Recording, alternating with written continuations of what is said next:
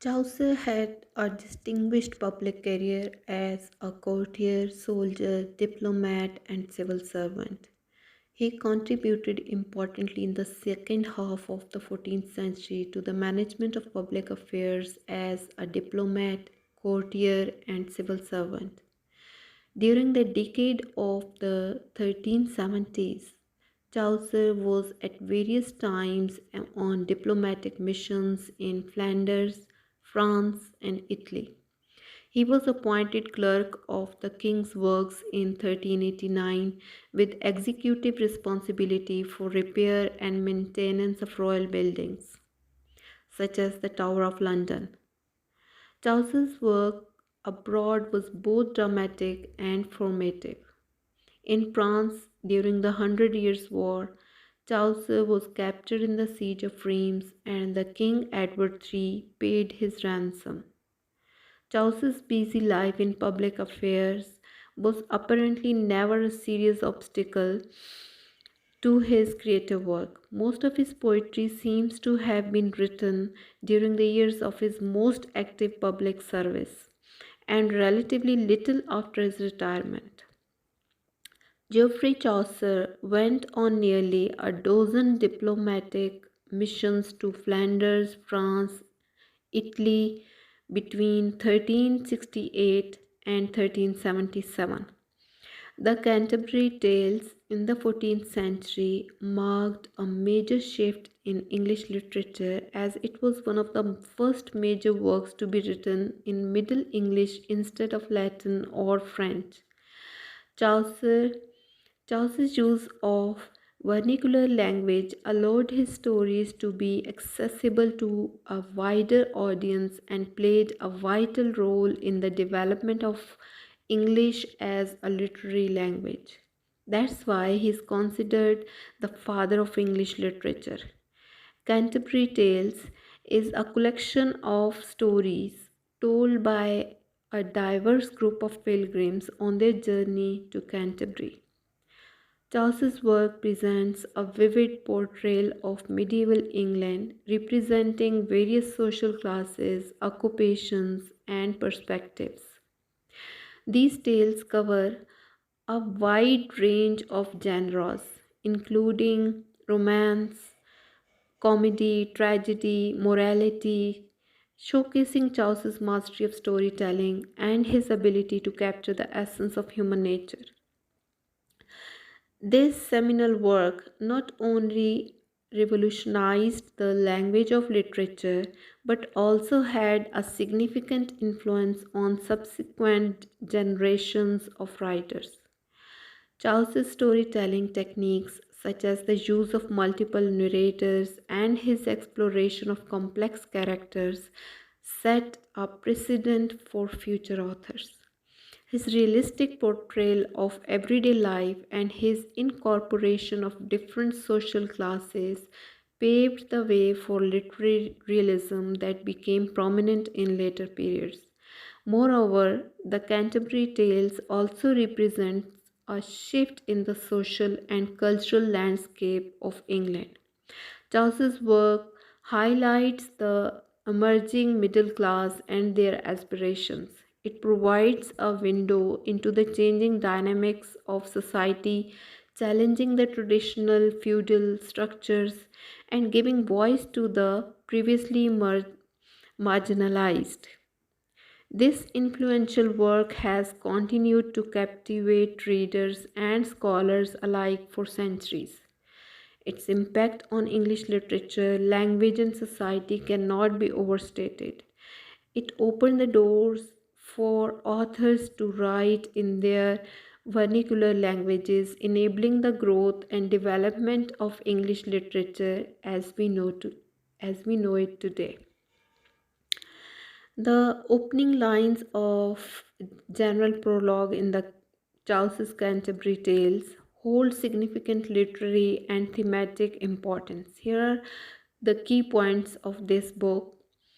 Number one, setting of scene. The opening lines establish the physical setting of the pilgrimage and the motivation behind it. They describe the arrival of spring and desire of pilgrims to embark on a journey to Canterbury to receive the blessing of St. Thomas Becket. Second quality of this book is its evocative description. Chaucer's vivid and descriptive language paints a picture of the rejuvenating qualities of April showers, the blooming flowers, and the singing birds. These images create a sense of renewal and vitality associated with the arrival of spring. Number three, timelessness and universality.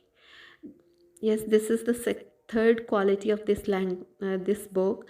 The opening lines highlight the timeless and universal aspect of human nature.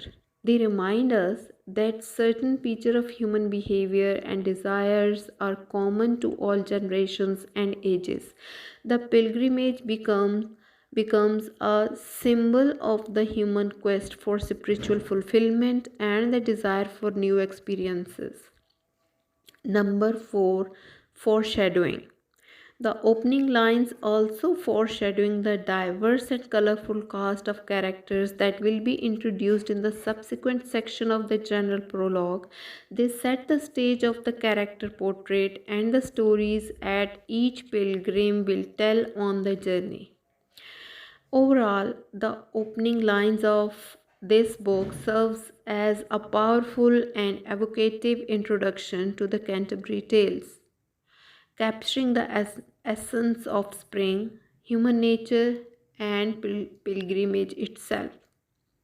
The most famous character in the prologue to the Canterbury Tales by Chaucer are: first most important character was the knight, a noble warrior who has fought in many battles and represents cavalry and honor. Second character, the wife of Bath, a strong willed and independent woman who has been married 5 times. She is known for her extensive knowledge of love and relationships. Third most important character is the pardoner. The pardoner, a religious figure who sells pardons for sins to make money. He is portrayed a hypocritical and corrupt person. This character also shows Chaucer's approach about the religious people. Number 4, the miller. This character is a vulgar man who portrayed a grain mill. He tells crude and humorous stories. Number 5, prioress, a gentle and religious woman who emphasizes her refinement and etiquette. She is known for her delicacy. Sixth important character is the monk, a man who has chosen to live a life of luxury and pleasure rather than following the strict rules of his order.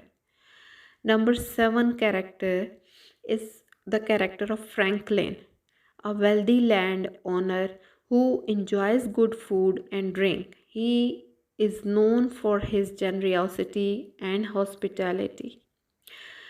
Eighth important character is the summoner, a church official who is responsible for summoning people to appear in ecclesiast to appear in the court. He is depicting as having a disfigured and grotesque appearance.